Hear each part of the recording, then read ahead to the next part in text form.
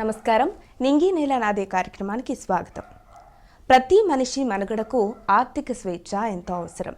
Startup యుగంలో making India పర్వంలో యువత తమ ఆలోచనలే పెట్టుబడిగా పెట్టి వ్యాపార రంగంలో అలాగే ఉద్యోగ రంగంలో ఆర్థికంగా అభివృద్ధి చెందుతున్న తరుణంలో పీజీలు పీహెచ్డీలు చేసి అటు వ్యాపారం చేయలేక ఇటు ఉద్యోగం కూడా చేయలేక కుటుంబానికి భారంగా ఉంటున్న వికలాంగులకు నేనున్నానంటూ ముందుకొచ్చారు వసుంధర గారు. డి హబ్ అనే సంస్థ స్థాపించి వికలాంగులకు ఎంతో సహకారాన్ని అందిస్తున్నారు. ప్రస్తుతం వసుంధర గారు మనతో పాటు ఉన్నారు. ఆవిడతో మాట్లాడి మరిన్ని విషయాలు తెలుసుకుందాం. నమస్తే వసుంధర గారు. నమస్తే అండి. ఎలా ఉన్నారు? Yeah good. మీరు ఎలా ఉన్నారు? నేను కూడా చాలా బాగున్నాను. ఫస్ట్ ఆఫ్ ఆల్ మీకు happy new year. Thank you so much. మీకు కూడా థ్యాంక్ యూ. సో మీ గురించి చెప్పండి. మొదటగా ఏం చదువుకున్నారు, ఎక్కడ పుట్టారు, అలాగే మీ పర్సనల్ లైఫ్ గురించి చెప్పండి. నేను అనంతపురం జిల్లా సెట్టూరు మండలంలో నేను అక్కడ నా బార్న్ అండ్ బాటప్ మొత్తం అక్కడే. నేను ఇంటర్ వరకు అక్కడ చదువుకున్నాను. తర్వాత గుంటూరులో నా గ్రాడ్యుయేషన్ కంప్లీట్ చేశాను. దాని తర్వాత PG mass communication and journalism SK యూనివర్సిటీలో కంప్లీట్ చేసి 2011లో నేను హైదరాబాద్కి వచ్చాను. ఇక్కడ మీడియాలో వర్క్ చేశాను. తెలుగు న్యూస్ ఛానల్లో ప్రోగ్రామ్ ప్రొడ్యూసర్గా, కంటెంట్ రైటర్గా, some time movie reviews, some time anchor, అలా ఒక 5 years వర్క్ చేశాను. ఆ తర్వాత 14 ఎండింగ్లో నేను వీవ్ మీడియాస్ అని చెప్పేసి ఈవెంట్ మేనేజ్మెంట్ కంపెనీ స్టార్ట్ చేశాను. ఓకే. సో మీడియా నుంచి ఈ సేవా రంగంకి రావడానికి రీజన్ ఏంటి? ముఖ్యంగా ఏంటంటే నేను మీడియాలోకి రావాలి, ఒక యాంకర్గా రాణించాలి అనుకున్నాను. నా డ్రీమ్ అది. నేను వచ్చినప్పుడు నేను క్వాలిఫికేషన్ ఉంది, అలాగే ట్రైనింగ్ కూడా తీసుకున్నాను. బట్ వీల్ చైర్లో నన్ను చూడడం వల్ల నాకు 1 year వరకు ఎక్కడ జాబ్ రాలేదు, ఎవరు ఇవ్వలేదు. అన్ని ఛానల్స్ కూడా నేను తిరిగాను, ఇంటర్వ్యూ తీసుకున్నారు, తర్వాత ఏంటి అనేది ఎప్పుడు చెప్పలేదు. సో నేను అలా 1 year చాలా స్ట్రగుల్ అయ్యాను. ఆ తర్వాత మీడియాలోకి వచ్చిన తర్వాత కూడా ఏంటంటే సరైన మౌలిక వసతులు లేవు, ర్యాంపులు ఉండవు, సపరేట్ వాష్రూమ్స్ ఉండవు. అవర్స్ వీల్ చైర్ మీదనే కూర్చొని వర్క్ చేయాలి. ఒక అసిస్టెంట్ని, హెల్పర్ని పెట్టుకోవడానికి అంత జీతాలు ఉండవు మీడియాలో. సో నాకు అప్పుడు 12,000 15,000 అలానే వచ్చేది. నాకు 4,000 5,000 దాకా ఆటోకి ట్రాన్స్పోర్ట్కి వెళ్ళిపోయేది. సో నేను మీడియాలో ఉండాలి, ఏదో ఒక రకంగా నేను వర్క్ చేయాలి. ఆ ప్యాషన్ కోసం నేను మా ఫ్యామిలీని కూడా, అంటే నేను మా ఫ్యామిలీని కాదనుకొని ఇక్కడే ఉండి 1 year పాటు స్ట్రగుల్ అయ్యి జాబ్ తెచ్చుకున్న తర్వాత కూడా ఇలాంటి ప్రాబ్లమ్స్ తోటి నేను చాలా అంటే ఎందుకు ఇంట్లో వాళ్ళు వద్దన్నారా జాబ్ చేయకుండా? నాకు వచ్చే జీతానికి నేను ఫ్యామిలీని మొత్తం నేను పోషించలేను. నేను మా అనంతపూర్లో ఉంటారు అమ్మ వాళ్ళు. నాకు ఒకరు నన్ను ఎత్తిదించడానికి, ఇంట్లో నా పనులు చూసుకోవడానికి మా అమ్మమ్మ, తమ్ముడు నాతో పాటు ఉండేవాళ్ళు. మంత్లీ 10,000 రెంట్స్, మా ఫుడ్ ఎక్స్పెన్సెస్, వాళ్ళు కూడా మీతో పాటు హైదరాబాద్ లో ఉండేవాళ్ళు జాబ్ రాకముందు వరకు. సో నేను ఆ ఎక్స్పెన్సెస్ అని మా మదరే బేర్ చేసేవారు.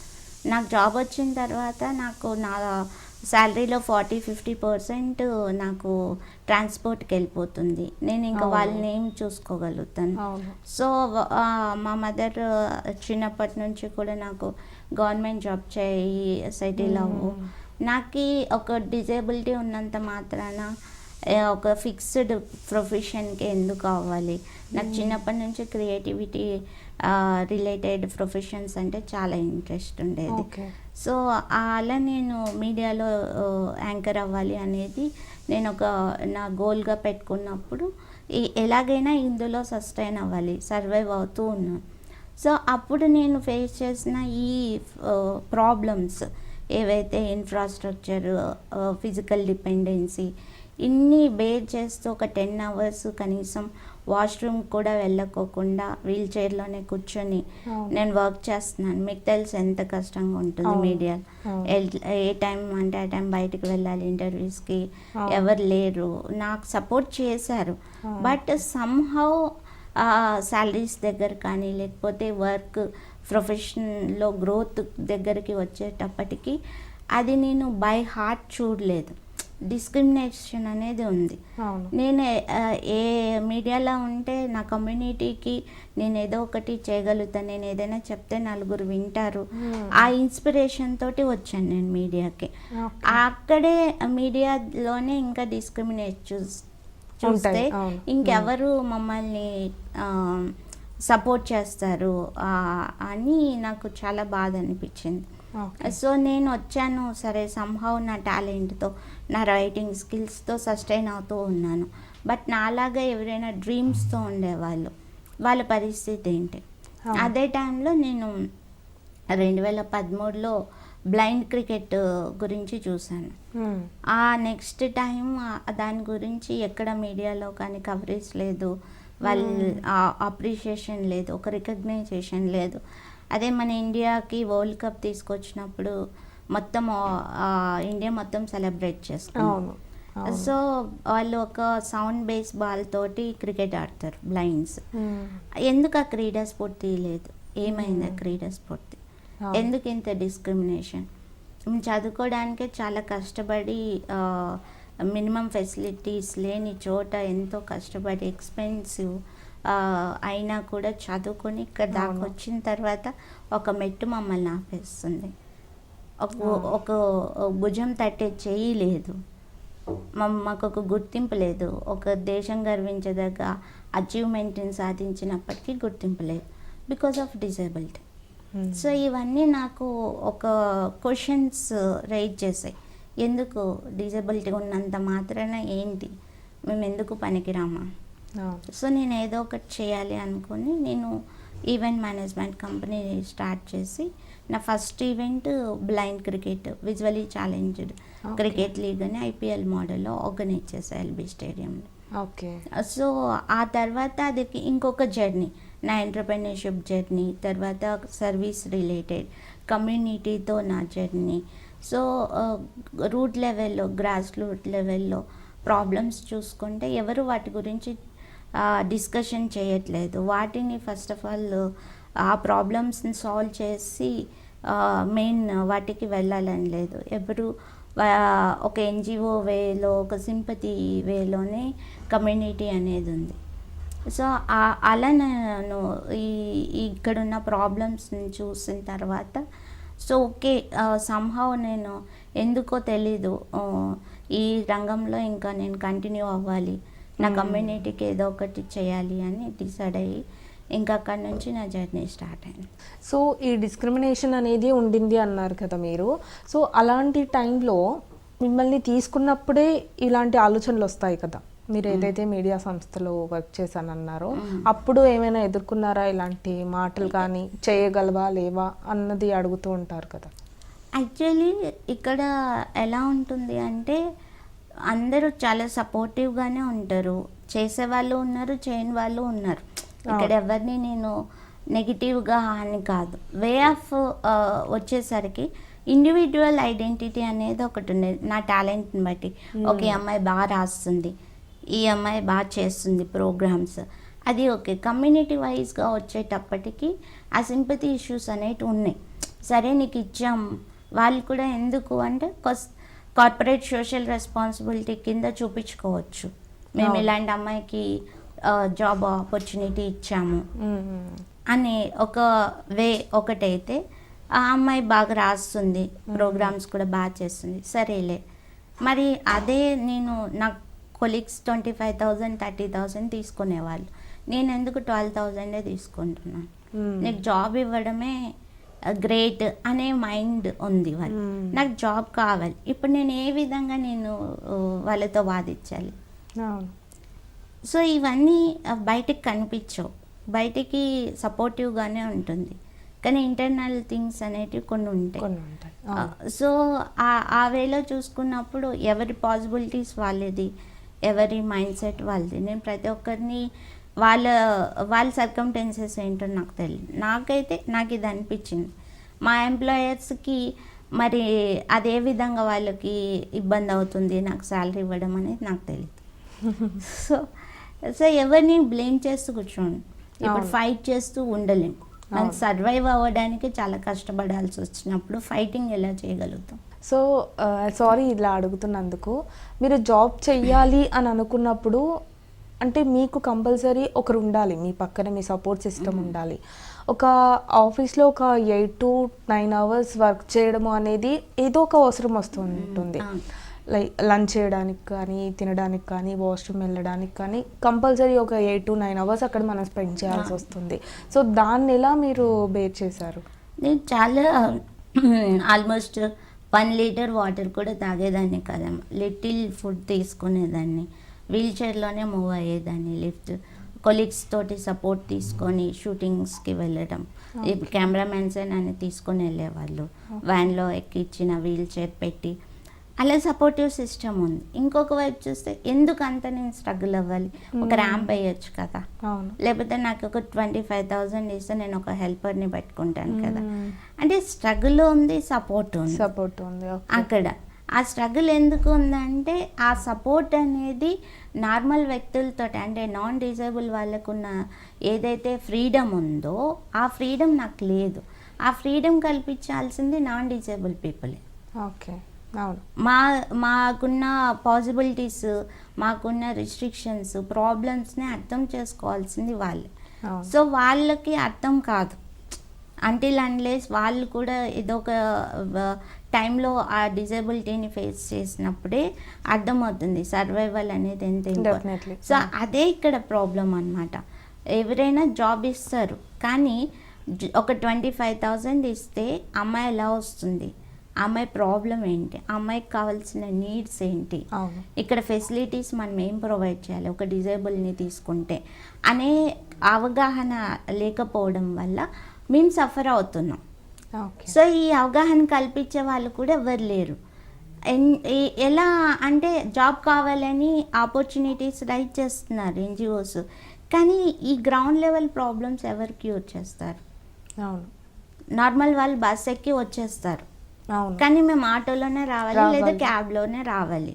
నాకు ఆ ఆటోలో సమ్టైమ్స్ వీల్ చైర్ పట్టదు, ఒక్కోసారి క్యాబ్లో పట్టదు. ఇవన్నీ ప్రాబ్లమ్స్ వదిలేసి గ్రౌండ్ లెవెల్లో డెవలప్మెంట్ అంటే ఎక్కడి నుంచి వస్తుంది? సో మేము ఫైట్ చేస్తూ అలసిపోయి మేమే ఐసోలేట్ అయిపోతున్నాం, కానీ అక్కడ మాకు కావాల్సిన ఆ ప్రాబ్లమ్స్ రెక్టిఫై చేసే వాళ్ళే లేరు ఇప్పటిదాకా. ఎలా రెక్టిఫై చేయాలి ఫైనల్లీ? సో నేను డబుల్ కాదు ట్రిపుల్ ఎర్నింగ్ చేస్తే నేను సస్టైన్ అవుతాను. సో ఆ ట్రిపుల్ ఎర్నింగ్ చేయడానికి ఏం చేయాలి? అక్కడ నాకు మళ్ళీ ఎంటర్‌ప్రెన్యూర్‌షిప్ మీద నాకు వర్క్ స్టార్ట్ అయింది. నేను కూడా ఆపర్చునిటీస్ రైట్ చేశాను. గ్లామర్ ఫీల్డ్లోను, అడ్వర్టైజ్మెంట్ దాంట్లోనూ వాళ్ళకి ఆపర్చునిటీస్ కావాలని చెప్పేసి చాలా యాడ్ ఏజెన్సీస్తో కానీ కంపెనీస్తో కానీ మాట్లాడాను. ప్రొఫైల్స్ రెడీ చేసి సబ్మిట్ చేశాను వాళ్ళకి. బట్ ఈ గ్రౌండ్ లెవెల్ ప్రాబ్లమ్స్ మళ్ళీ ఆగిపోతున్నారు. వాళ్ళు మేము ఆపర్చునిటీ ఇస్తాం, షూట్కి రావాలి వాళ్ళు. షూట్కి వచ్చిన తర్వాత వాళ్ళు అక్కడి నుంచి ఇంటి దగ్గర నుంచి ఇక్కడ రావడానికి అయ్యే అప్ అండ్ డౌన్ ఛార్జెస్ కానీ, ఫిజికల్ డిపెండెన్స్ కానీ, లేకపోతే వాళ్ళు మెయింటెనెన్స్ చేయాలి కదా ఒక మోడల్ అనేవాళ్ళు, ఎక్కడ మెయింటైన్ చేయాలి, దానికి కావాల్సిన మనీ ఏంటి, అక్కడ దాకా తీసుకొచ్చే సపోర్టివ్ సిస్టమ్ లేదు. నేను అది గమనించాను. ఎక్కడ ప్రాబ్లం అంటే మా మదర్ చాలా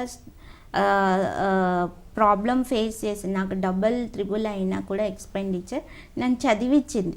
మా మదర్ నాకు స్ట్రాంగ్గా నిలబడింది నా కోసం. కానీ 80% ఆఫ్ ద పీపుల్ విలేజెస్లో ఉన్నారు. వాళ్ళ ఫ్యామిలీ బ్యాక్గ్రౌండ్ ఏంటి, వాళ్ళ agriculture and daily wages families నుంచి ఉన్నారు.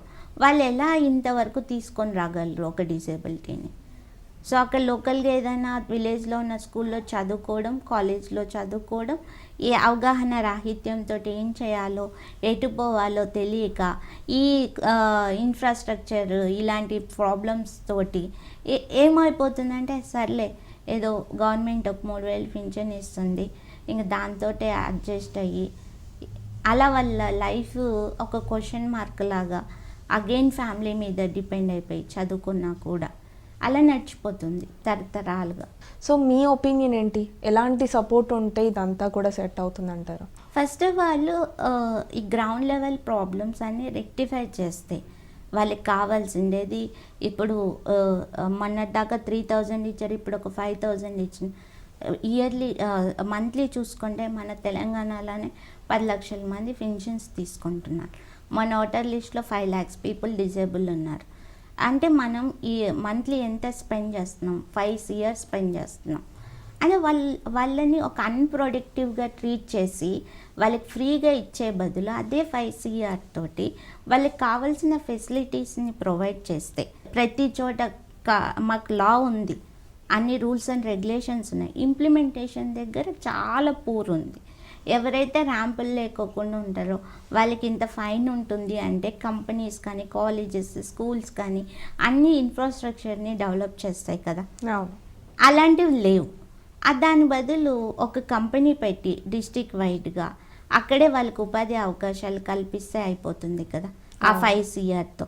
అంటే 5 yearsలో ఒక డిస్టిక్కి కానీ లేదా మన తెలంగాణ ఒక స్టేట్కి 5 CR ఖర్చు పెడితే 12 monthsలో 60 CR 60 CRతో ఎంత డెవలప్ చేయొచ్చు. అది వదిలేసి వాటన్నిటికీ మళ్ళీ ఒక సపరేట్ వ్యవస్థ నడవాలి. అది ఎవరికి ఓపిక లేదు. మాకు రాజ్యాధికారం లేదు, మాకంటే ఒక లీడర్ లేడు. సో ఎవరు వీటిని గురించి ప్రశ్నిస్తారు, ఎవరు దీన్ని ఇంప్లిమెంట్ చేస్తారు, బేసిక్ అవగాహన లేదు మెయిన్గా. సో డీహబ్ స్థాపిస్తున్నారు ఇప్పుడు మీరు. అసలు డీహబ్ అంటే ఏంటి, దేనికోసం ఇది స్థాపిస్తున్నారు? నేను యాక్చువల్లీ రీసెంట్గానే ఆలోచించినప్పుడు ఇంత ప్రాబ్లమాటిక్గా ఎందుకు ఉంది కమ్యూనిటీ, ఎన్ని ఇయర్స్ నుంచి చూసుకుంటే మా గురువుగారు, మా మీడియా గురువుగారు అనంత్ గారు ఒక మాట చెప్పారు, మీరు అసలు అన్ప్రొడక్టివ్ సెక్టార్లో ఉన్నారు, అందుకే మిమ్మల్ని ఎవరు పట్టించుకోవట్లేదు. ఓకే, మనం ఏదైనా చిన్న వస్తువు కొన్నా కూడా ఫీచర్స్ చూస్తాం, బెటర్గా ఏది ఉంది, ఎలా ఉంది అని చెప్పి. అలాగే ఒక హ్యూమన్ రిసోర్సెస్కి వస్తే కనుక దాదాపు మన సివిలైజేషన్ స్టార్ట్ అయినప్పుడు ఫస్ట్ దాన్ని ఒక శాపంలాగా పాపంలాగా భావించారు డిజేబిలిటీని, తర్వాత బర్డెన్ లాగా భావించారు. కొంతమంది ఐసోలేట్ అంటే ఇంటి నుంచి బయటకు వచ్చే వాళ్ళే కాదు. ఆఫ్టర్ ఇండస్ట్రీ రెవల్యూషన్ మనుషుల్ని ప్రొడక్టివ్ అన్ప్రొడక్టివ్ అండ్ ఎన్విరాన్మెంట్గా డివైడ్ చేస్తే ఆ కమ్యూనిటీలో అన్ప్రొడక్టివ్ కమ్యూనిటీలో మేము ఉన్నాం. సో మేము ప్రొడక్టివ్ కాదు, మేము పని చేయడానికి పనికిరాము, హ్యూమన్ రిసోర్సెస్గా కూడా గుర్తింపు లేదు మాకు, అందుకే మాకు డెవలప్మెంట్ లేదు. మిగిలిన వాళ్ళందరి నుంచి ఏదో ఒక రకంగా ప్రొడక్టివిటీ ఉంది, రిజల్ట్ ఉంది. సో అందుకని చెప్పేసి వాళ్ళకి కావాల్సిన అన్ని ఫెసిలిటీస్ని ప్రొవైడ్ చేస్తున్నారు సిస్టమ్. సో ఈ వేలో మనం చూసుకున్నప్పుడు ఇది చాలా లోతైన అవగాహనతో కూడి వర్క్ చేయాలి. ఊరికే ఏదో వాళ్ళకి వీల్ చైర్లు ఇవ్వడము, బ్లాంకెట్స్ డిస్ట్రిబ్యూట్ చేయడము అది కాదు ఇక్కడ కావాల్సిన. సో అప్పుడు నేను రియలైజ్ అయినండి, ప్రొడక్టివ్ చేయాలి వాళ్ళని. ప్రొడక్టివ్ చేయాలంటే మనం చూసుకుంటే మన ఇండియాలో 2011 సెన్సెస్ ప్రకారం కూడా 2.65 2 కోట్ల మంది, కానీ 21 కేటగిరీస్ డిసేబిలిటీ దాదాపు 10 కోట్ల మంది ఉన్నారు అనధికారికంగా. వాళ్ళలో 50% ఎడ్యుకేటెడ్ ఉన్నారు. ఆ 50%లో కూడా 8% గ్రాడ్యుయేషన్స్ కంప్లీట్ చేశారు. అంటే వాళ్ళకి ఎంత అన్స్కిల్డ్గా ఉన్నారు, అన్అవేర్నెస్తో ఉన్నారు, వాళ్ళని ఎలా డెవలప్ చేయాలి. సో అక్కడ నా ఆలోచన అనేది స్టార్ట్ అయింది. రూట్ లెవెల్లో వీళ్ళని డెవలప్ చేయాలి అంటే కనుక చాలా మటుకు అన్నిటినీ తీసుకొని వాళ్ళకి basic communication skills, technical, vocational and after that up skilling, ఇవన్నిటిని ఒక వేలో వాళ్ళని ట్రైనప్ చేసి అప్పుడు వాళ్ళని బ్యాంకర్స్తో కానీ ఇన్వెస్టర్స్తో కానీ వాళ్ళని టైఅప్ చేసి వాళ్ళకి ఓన్ బిజినెసెస్ స్టార్టప్ చేస్తే వాళ్ళు ఉన్న చోటనే వర్క్ చేసుకుని ప్రొడక్టివ్లోకి వస్తారు. అప్పుడు ఇన్ఫ్రాస్ట్రక్చర్ కానీ ఫిజికల్ డిసేబిలిటీ కానీ వీటన్నిటి కొంతవరకు ఒక 50% అనేది బర్డెన్ తగ్గుతుంది వాళ్ళకి. అలా నా ఆలోచన డీహబ్గా కార్యరూపం దాల్చింది, డిఫరెంట్ ఎంటర్‌ప్రెన్యూర్స్ హబ్. ఇప్పుడు మనకి ప్రతి ఒక్కరు కూడా ఓన్గా బిజినెస్ చేసుకొని సస్టైన్ అవ్వాలి అనుకుంటున్నారు. ఎవరు కూడా ఎంప్లాయ్మెంట్ మీద అంత ఇంట్రెస్ట్ చూపించట్లేదు. సో అలాగే గవర్నమెంట్ కూడా కొన్ని వేల కోట్లు ఖర్చు పెడుతుంది స్టార్టప్స్కి సపోర్ట్ చేయడానికి. సో మేము చాలా అంటే చాలా దూరంగా ఉన్నాం దీనికి. అసలు బిజినెస్, ఎంటర్‌ప్రెన్యూర్‌షిప్ ఇవేవి తెలీదు కమ్యూనిటీకి. అలా అయితే కొంతమంది చూస్తే ఒక 5-10% కోట్లు సంపాదిస్తున్నారు. దానికి ఎగ్జాంపుల్ మన హైదరాబాద్ అతను శ్రీకాంత్ బొల్లా. తను బొల్లా ఇండస్ట్రీస్ రన్ చేస్తూ 100 CR వర్తబుల్ కంపెనీ రన్ చేస్తున్నాడు, బ్లైండ్ పర్సన్. ఒకవైపు చాలా మంది అచీవర్స్ ఉన్నారు, ఒకవైపు అసలు డెవలప్మెంట్ లేదు. సో వీటన్నిటిని ఒక వేదిక మీదకి తీసుకొచ్చి ఇండస్ట్రీ వాళ్ళు, ఎంటర్‌ప్రెన్యూర్స్, గవర్నమెంట్, అలాగే కమ్యూనిటీ, NGO సెక్టర్ వీళ్ళందరి కొలాబరేషన్ తోటి ఒక వ్యవస్థను తయారు చేయాలి అని చెప్పేసి నా ఆలోచన ఇప్పుడు. సో ఈ డిఫరెంట్ ఎంటర్‌ప్రెన్యూర్స్ హబ్, విభిన్న వ్యాపారవేత్తల సహకార సంస్థను అలా నేను స్టార్ట్ చేశాను. లాస్ట్ ఇయర్ అనౌన్స్ చేశాను. ఈ క్రమంలో నాకు ఇంటర్నేషనల్ ఆర్గనైజేషన్ కాంతరి అనే ఆర్గనైజేషన్ వాళ్ళు సోషల్ చేంజ్ మేకర్స్కి లీడర్షిప్ ట్రైనింగ్ ప్రొవైడ్ చేస్తున్నారు. ఎవ్రీ ఇయర్ ఒక 15-25 పీపుల్ని సెలెక్ట్ చేస్తారు all over world. Year around 4000 అప్లికేషన్స్లో నుంచి 22 పీపుల్ 11 కంట్రీస్ నుంచి సెలెక్ట్ అయితే మన తెలుగు స్టేట్స్ నుంచి నేను ఒకదాన్ని సెలెక్ట్ అయ్యాను. సో లాస్ట్ మేలో నేను కేరళ త్రివేంద్రంకి వెళ్ళి అక్కడ 7 months ట్రైనింగ్ తీసుకున్నాను. సో ఆ ట్రైనింగ్లో భాగంగా ఇంకా నా కాన్సెప్ట్ అనేది డెవలప్ చేసుకొని రావడం జరిగింది. ఇప్పుడు వాళ్ళకి ట్రైనింగ్ ప్రోగ్రామే కాకుండా ఒక కోవర్కింగ్ స్పేస్, అలాగే వాళ్ళలో కూడా డిసేబుల్ వాళ్ళు కొన్ని ప్రోడక్ట్స్ తయారు చేస్తే ఆ ప్రోడక్ట్ తయారు చేయడానికి కావాల్సిన సపోర్టింగ్ సిస్టమ్ని ప్రొవైడ్ చేయడానికి మేకర్ స్పేస్ని కల్పిస్తూ ఒక డీహబ్ క్యాంపస్ని డెవలప్ చేయాలని నేను ప్రయత్నం చేస్తున్నాను. ఓకే, సో ఈ డీహబ్ స్థాపిస్తున్నారు కదా, మీకు ఇందులో సపోర్ట్ చేసే వాళ్ళు ఎవరున్నారు? ఇంతవరకు నేను ఒక్కదాన్నే చేశానండి. 10 yearsగా కూడా ఏంటంటే నా ఫ్రెండ్స్, సపోర్టివ్ సిస్టమ్, ఫ్యామిలీ అందరూ నాకు ఒక్కొక్క దశలో సహకరిస్తూ వచ్చారు. కానీ నేను చెప్పాలంటే ఈ కాన్సెప్ట్ వాళ్ళకి మైండ్కి ఎక్కి వాళ్ళకి ఆలోచించి ఒక కంటిన్యూ సపోర్ట్ అనేది నాకు రాలేదు ఇంతవరకు. ఇప్పుడు కూడా ఏంటంటే నేను అందరినీ అప్రోచ్ అవుతున్నాను, గవర్నమెంట్ని కూడా అప్రోచ్ అవ్వాలి.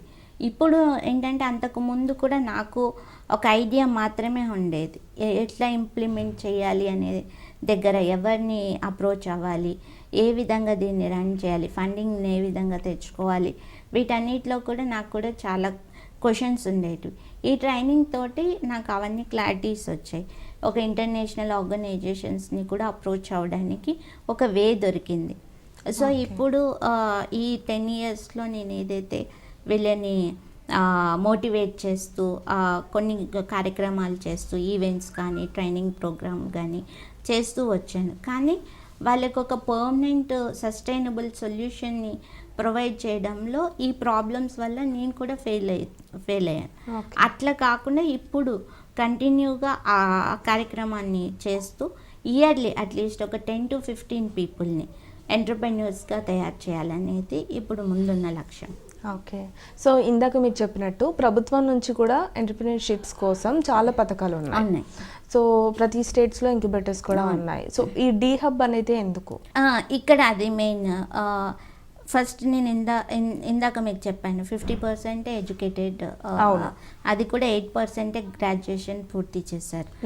ఇక్కడ ఏమవుతుందంటే నార్మల్ నాన్ డిజేబుల్ వాళ్ళు ఒక ఐడియా ఉండి వాళ్ళు దాన్ని డెవలప్ చేసి డాక్యుమెంటేషన్ వర్క్ కానీ ఎంత పెట్టుబడి కావాలి, ఎలా దీన్ని రన్ చేయాలని ఒక బేసిక్ ఐడియాతోటి ఇంక్యుబేటర్స్ని అప్రోచ్ అవుతున్నారు. అక్కడ వాళ్ళకి కావాల్సింది ఏంటి, కంప్లీట్గా investment and guidance, market support.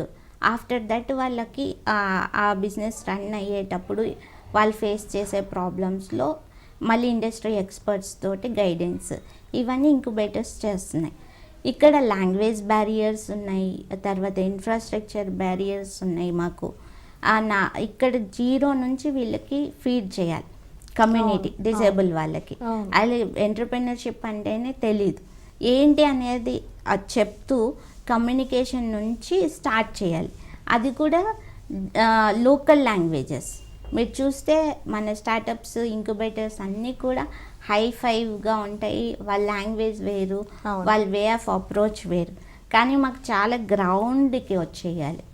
And ఇక్కడ ఏవైతే ఇంక్యుబేటర్లో కోవర్కింగ్ స్పేస్ అవన్నీ ఉన్నాయి మాకు కూర్చోవడానికి కానీ అక్కడ వర్క్ చేసుకోవడానికి కానీ అది చాలా సపోర్టివ్గా లేదు. ఇప్పుడు నేను స్టార్ట్ చేయబోయే దాంట్లో హైట్ అడ్జస్టబుల్ టేబుల్స్ కానీ, సీటింగ్ సిస్టమ్ కానీ, వాళ్ళకి వాష్రూమ్ కానీ, అదంతా ఇన్ఫ్రాస్ట్రక్చర్ డిఫరెంట్గా ఉంటుంది. అలాగే టీచింగ్ మెథడ్ లోకల్ లాంగ్వేజ్లోనే టీచ్ చేస్తాం, తెలుగులోనే. And not only Telangana, Andhra, all over the India మనకి వచ్చి నేర్చుకుంటున్నారు. మేము సెలెక్ట్ చేస్తాం 10 to 15 పీపుల్ని సెలెక్ట్ చేసి వాళ్ళకి హిందీ అయితే హిందీ, వాళ్ళ లోకల్ లాంగ్వేజెస్లో టీచ్ చేయడానికి. అంటే ఈ సెలెక్షన్ అనేది ఎలా ఉంటుంది మేడం? మా వెబ్సైట్ ఉంది. ఇప్పుడు వెబ్సైట్ నుంచి వాళ్ళ అప్లికేషన్స్ రైట్ చేస్తున్నాం. వాళ్ళు అప్లై చేసుకున్న తర్వాత మాకు ఇంటేక్ ప్రాసెస్ ఉంది. మా టీం వాళ్ళతో మాట్లాడి వాళ్ళు ఏ స్థాయిలో ఉన్నారో, ఎలాంటి అది చేయాలనుకుంటున్నారు, ఏం బిజినెస్ చేయాలనుకుంటున్నారు, వాటికి మార్కెట్లో ఎంతవరకు ఫీజిబిలిటీ ఉంది వాళ్ళు చేయాలనుకునే, అవన్నిటిని బట్టి మేము వాళ్ళని సెలెక్ట్ చేసుకుంటాం. సెలెక్ట్ చేసుకున్న తర్వాత 4 months రెసిడెన్షియల్ ప్రోగ్రామ్ ఇక్కడ మా క్యాంపస్లో వాళ్ళకి ఉంటుంది. ఈ 4 months ట్రైనింగ్ ప్రోగ్రామ్ తర్వాత వాళ్ళు వచ్చేసి ఇది ప్రీ ఇంక్యుబేషన్. ఇందులో communication, technical, vocational and entrepreneurship skills తర్వాత వాళ్ళు ఒక ఐడియాతో, వాళ్ళు ఏ బిజినెస్ స్టార్ట్ చేయాలనే ఐడియాతో వచ్చిన తర్వాత వాళ్ళు ఇంక్యుబేషన్ పీరియడ్లోకి ఎంటర్ అవుతారు. అక్కడ ఎవరైతే ఇప్పుడు ఈ ఇంక్యుబేటర్స్ ఉన్నారో ఆల్రెడీ ఎస్టాబ్లిష్డ్, వీళ్ళతో మేము కొలాబరేట్ అయ్యి వీళ్ళకి ఐడియా నుంచి ప్రోటోటైప్ వరకు కూడా వాళ్ళతోటి మళ్ళీ ట్రైనింగ్ ఇప్పిస్తాం కోవర్కింగ్ స్పేస్లో. ఓకే. అప్పుడు వీళ్ళు ఫుల్ ఫ్లెడ్జ్డ్గా నాలెడ్జ్ తోటి ఉంటారు. అప్పుడు మేము ఇన్వెస్టర్స్ని కానీ, బ్యాంకర్స్ని కానీ, ఫండర్స్ని, డోనర్స్ని కానీ అప్రోచ్ అయ్యి వాళ్ళకి కావాల్సిన బిజినెస్కి ఇన్వెస్ట్మెంట్ ఇప్పిస్తున్నాం. నైస్. సో ఈ ట్రైనింగ్ అంతా కూడా free of cost? Free of cost. నేను స్కాలర్షిప్స్ ట్రై చేస్తున్నాము. ఓకే. సో మాకు కూడా ఇప్పుడు చాలా ఫండింగ్ అవసరం ఉంది. ఎవరైనా ముందుకు వచ్చారా ఫండ్స్ ఇవ్వడానికి? లేదండి, ఇంతవరకు లేదు. నేను అప్రోచ్ అవుతున్నాను. సో ఈ గవర్నమెంట్ని కూడా, మాకు మెయిన్ ప్రాబ్లం ఎక్కడ వస్తుందంటే నాకు ప్లేస్, యాక్సెసిబుల్ ప్లేస్ కావాలి. గవర్నమెంట్ని అప్రోచ్ అయ్యి ఒక 1 yearకి ఎక్కడైనా ఒక బిల్డింగ్ లీజ్ కానీ అలా మేము వాళ్ళని ప్రొవైడ్ చేయమని అడుగుదాం అనుకుంటున్నాం. ఎందుకంటే నేను ఆఫీస్ ఒక చోట పెట్టి మళ్ళీ ట్రైనింగ్ సెంటర్ ఒక చోట పెడితే పాసిబుల్ అవ్వదు. వాళ్ళని మళ్ళీ ట్రైనింగ్ సెంటర్కి ఇక్కడికి ట్రాన్స్పోర్ట్ ఇవన్నీ మళ్ళీ డబుల్ ఎక్స్పెన్సెస్ అవుతాయి. అవును. సో ఇప్పుడు ఇది పెట్టడానికి కూడా ఇప్పుడు గవర్నమెంట్ నుంచి మీకు సపోర్ట్ వచ్చినా కూడా ఎంతో కొంత డబ్బులు అయితే అవసరం ఉంటుంది. చాలా కావాలి యాక్చువల్లీ. అవును. సో లోన్స్ ఏమైనా ట్రై చేస్తున్నారా? లోన్స్ వచ్చే అవకాశాలు ఉన్నాయా? ఈ ట్రైనింగ్ తర్వాత మా బెనిఫిషరీస్కి బ్యాంకర్స్ తోటి లోన్స్ ఇప్పిస్తున్నాము. బట్ నేను ఇంక్యుబేటర్ని స్టార్ట్ చేయడానికి అయితే కనుక పాసిబుల్ లేదు. లోన్ ఓన్లీ ఫండింగ్ ద్వారానే, గవర్నమెంట్ సపోర్ట్ లేదా చాలామంది మనకి ఇండస్ట్రియలిస్టులు ఉన్నారు, వాళ్ళు తలుచుకుంటే కనుక ఇది సాధ్యం అవుతుంది. నేను అదే అప్రోచ్ అవుతున్నాను అందరినీ కూడా. సో ఒక కొత్తగా ఈ కమ్యూనిటీని డెవలప్ చేయడానికి, ఈ కాన్సెప్ట్ నచ్చి సపోర్ట్ చేయాలనుకునే వాళ్ళకి నేను వెల్కమ్ చెప్తున్నాను. సో డెఫినెట్గా వస్తారు. యా, చాలా సపోర్ట్ అవసరం నాకు కూడా. ఓకే. సో ఇప్పటి వరకు మీరు అప్పు కూడా చేశారు అని చెప్పేసి విన్నాము, ఒక 20 లక్షల వరకు. సో అదంతా ఎలా మరి? నేను దాదాపు 2014 నుంచి ఇప్పటిదాకా లాస్ట్ కరోనా బిఫోర్ వరకు కూడా ఈవెంట్స్ ఆర్గనైజ్ చేస్తూ వచ్చాను వీళ్ళకి ఆపర్చునిటీస్ రైట్ చేయడానికి. అదే ఇక్కడ ఏంటంటే social stigma, under estimation, discrimination, వీటన్నిటి వల్ల ఏమవుతుందంటే వీళ్ళ కోసం చేసిన ఒక ట్రయాంగిల్ స్టోరీ అగైన్. ఒక ఈవెంట్ చేయాలంటే పెట్టుబడి కావాలి. అవును. పెట్టుబడి పెట్టే వ్యక్తి మీ చేతిలో ఎంతమంది స్పాన్సర్స్ ఉన్నారని అడుగుతున్నారు. ఆ. స్పాన్సర్స్ దగ్గరికి వెళ్తే మీరు ఏ సెలబ్రిటీ మీ ఈవెంట్కి వస్తుంది అని అడుగుతున్నారు. ఓకే. సెలబ్రిటీస్ దగ్గరికి వెళ్తే అగైన్ మనీ అడుగుతున్నారు. ఓ. అలా ఒక ట్రయాంగిల్ స్టోరీలో తిరిగి నేను వాళ్ళని అప్రోచ్ అయ్యి ఎక్స్పెన్సెస్ ఎక్కువైపోయి ఒక 2 monthsలో కంప్లీట్ చేయాల్సిన ఈవెంట్ 6 months టైం పట్టింది కంప్లీట్ చేయడానికి. అలా నాకు వర్కింగ్ క్యాపిటల్ ఎక్కువైపోయి చాలా లాసెస్ వచ్చాయి. కొన్ని ఈవెంట్స్ నేను ఓన్ మనీతోనే ఆర్గనైజ్ చేశాను. ఇందులో ఇంకా చెప్పాలంటే నా ఐడియాకి నాకు సపోర్ట్ చేయాల్సింది పోయి దీన్ని ఏ విధంగా వాడుకోవాలి, ఇంకెంత డబ్బులు సంపాదించుకోవాలి దీని నుంచి అనేవాళ్ళు, చీటింగ్ చేసేవాళ్ళు చాలా చూసాను. చాలా ఎక్స్పీరియన్సెస్ ఈ 10 yearsలో. సో ఇప్పుడు అన్నిటినీ కూడా క్యూర్ చేసుకొని ఇవ్వాల్సిన వాళ్ళకి ఇచ్చుకుంటూ నేను సస్టైన్ అవుతూ నా ఆశయాన్ని ముందుకు తీసుకెళ్ళడానికి చాలానే సఫర్ అయ్యాను ఫైనాన్షియల్గా నేను చెప్పాను. ఓకే. సో ప్రజెంట్ మీకు ఇన్కమ్ సోర్స్ ఏంటి? ప్రజెంట్ నేను నా own work, events, media related services offer చేస్తున్నాము. ఒక కంటెంట్ రైటింగ్ కానీ లేకపోతే వాళ్ళు పిఆర్ యాక్టివిటీస్ కానీ అలా. మా హస్బెండ్ వర్క్ చేస్తున్నాడు, జాబ్ చేస్తున్నాడు. సో అక్కడికక్కడే సస్టైన్ అవ్వడానికి మాత్రమే చేస్తున్నాను. నేను ఒక్కటే పాజిటివ్గా నేను ఎందుకున్నాను అంటే కనుక నేను చేస్తున్న మంచి పని ఎంతోమంది ఉన్నారు దాతలు, వాళ్ళకి రీచ్ అయ్యి వాళ్ళు చేయాలనుకుంటారు, కరెక్ట్గా కాన్సెప్ట్ తోటి వచ్చే వాళ్ళు లేరు. అలాగే మాకు ఎవరు కరెక్ట్గా సపోర్ట్ చేస్తారనేది మాకు తెలియదు. మేబీ బై గాడ్ గ్రేస్ నాకు అలా ఒక పర్సన్, ఒక దాతలు సహకరిస్తే కనుక ఈ ఆశయం అనేది ముందుకు వెళ్తుంది అని చెప్పేసి ఒక పాజిటివ్ తోటి ఉన్నాను. ఓకే. సో ఫైనల్గా చెప్పండి, చాలామంది వికలాంగులు ఆత్మస్థైర్యాన్ని కోల్పోయి ఏం చేయలేము అని కొందరు అనుకుంటారు, ఏం చేయగలమని అనుకుంటారు. కొంతమందికి ఇంట్లో నుంచి సపోర్ట్ ఉండదు, కొంతమంది చదువుకొని ఉంటారు. వీళ్ళకి ఏం చెప్తారు మీరు? ముఖ్యంగా ఏంటంటే అవగాహన అనేది చాలా ఇంపార్టెంట్. మనం చదువుకుంటున్నాం, ఇప్పుడు డిజిటల్ అనేది చాలా వాస్ట్గా వెళ్ళిపోయింది. ప్రతిదీ మనకి గూగుల్లోనే దొరుకుతుంది. ఏ విషయం గురించి తెలుసుకోవాలన్నా కూడా ఫింగర్ ట్రిప్స్తో ఉంది. మనకి మొబైల్ వాడుతున్నామని కాదు, ఎందుకోసం వాడుతున్నాం, మనం ఎలా డెవలప్ అవ్వాలి దీని ద్వారా, ఈ టెక్నాలజీని యూజ్ చేసి మనం ఏం చదువుకున్నాం, ఆ చదువుకు తగ్గ ఉద్యోగాలు ఏమున్నాయి, ఎక్కడెక్కడ ఉన్నాయి, లేదా ఏదైనా చేయాలి అనుకుంటే మనం ఫస్ట్ ఆఫ్ ఆల్ మనకి ఏం స్కిల్ ఉంది, ఏం లేదు, ఎవరిని అప్రోచ్ అవ్వాలి, మనం ఉన్నామనేది కూడా నలుగురికి తెలియాలి. సో పిఆర్ యాక్టివిటీస్ అంటే నలుగురితోటి ఎప్పుడు ఫేస్బుక్లో కానీ వాట్సాప్లో కానీ మాట్లాడుతూ వాళ్ళకి కావాల్సిన సపోర్ట్ సిస్టమ్ని వాళ్ళే తయారు చేసుకోవాలి. ఎవరో వస్తారని ఏదో చేస్తారని ఈ కాలంలో అస్సలు లేదు. ఎవరి గురించి పట్టించుకునే తీరిక ఓపికలు లేవు. అంటిల్ అన్లెస్ మనం బయటకు వచ్చి మన వాయిస్ వినిపిస్తే తప్ప ఎవరికి మనం ఉన్నామనే విషయం కూడా తెలియదు. సో ముఖ్యంగా నేను వికలాంగులకు చెప్పేది ఏంటంటే నాలెడ్జ్ని పెంచుకోండి, స్కిల్స్ని డెవలప్ చేసుకోండి. ఆ రెండే మనకి మెయిన్గా ఆయుధాలు. మాట్లాడాలి, ఆ నలుగురితో మనం కమ్యూనికేట్ అయితేనే మనకి ఏదైనా పాసిబుల్ అవుతుంది. నేను కూడా ఒక 25 years నేను ఇంట్లోనే ఉన్నాను, చదువుకుంటూ. నాకు కూడా ప్రపంచం అనేది తెలియదు. నేను మీడియాలోకి రావాలి అనుకున్నప్పుడు ఫేస్బుక్నే వేదికగా చేసుకున్నాను. నేను ఏదో ఒకటి ప్రతిరోజు రాయడం, అందులో పోస్ట్ చేయడం, మీడియాకి సంబంధించిన వ్యక్తులకి ఫ్రెండ్ రిక్వెస్ట్లు పెట్టడం, వాళ్ళతో మాట్లాడడం, నేను పలానా, నేను చదువుకున్నాను, నాకు ఈ స్కిల్ ఉంది, నేను జాబ్ కోసం చూస్తున్నాను. ఇప్పటికీ కూడా నాకు ఫేస్బుక్ ద్వారానే నేను చాలామందికి తెలుసు. నాకు వాళ్ళు వ్యక్తిగతంగా తెలియకపోయినా నేను వాళ్ళకి తెలుసు. సో అలా నేను నా పిఆర్ని పెంచుకుంటూ పర్సనల్గానే, నాకేం పెద్ద టీం లేదు, ఉండి వెనకాల వర్క్ చేసే వాళ్ళు లేరు, నేను ఓన్గానే చేశాను ఇప్పటిదాకా. సో ఇది అలా చేస్తున్నప్పుడు నాకు సపోర్ట్ సిస్టమ్ అనేది వచ్చింది. సో నేను కూడా ఇప్పుడు మా వాళ్ళకి చెప్పేది ఏంటంటే ఏమేమి అవకాశాలు ఉన్నాయనేది గూగుల్లో సెర్చ్ చేయండి. మనకి ఇంటర్నేషనల్గా, నేషనల్గా, లోకల్గా కూడా చాలా అవకాశాలు ఉన్నాయి, అందిపుచ్చుకోవాలి అంతే మనం. సో మీ హెల్ప్ కావాలన్నా లేదు అంటే మీరు అనుకున్నట్టు దాతలు ఎవరైనా రావాలంటే మిమ్మల్ని అప్రోచ్ చేయడం ఎలా? నాకు వెబ్సైట్ ఉందండి, www.dhubindia.org. dhubindia.org నుంచి అప్రోచ్ అవ్వచ్చు. అలాగే కొప్పుల వసుంధర చౌదరి నా ఫేస్బుక్, దాని ద్వారా కూడా నాకు అప్రోచ్ అవ్వచ్చు. కొప్పుల వసుంధర చౌదరి @gmail.comలో నాకు మెయిల్ చేసినా కూడా. నేను సోషల్ మీడియాలో చాలా యాక్టివ్గా ఉంటాను. ఏ క్షణమైనా మీరు మెసేజ్ చేసినా కూడా నేను రిప్లై చేస్తాను.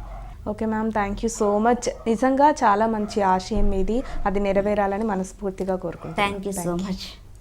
ఇది ఇవాల్టి నింగి నేల నాది ప్రత్యేక కార్యక్రమం. మరో కార్యక్రమంతో మళ్ళీ కలుద్దాం. అంతవరకు సెలవు, నమస్కారం.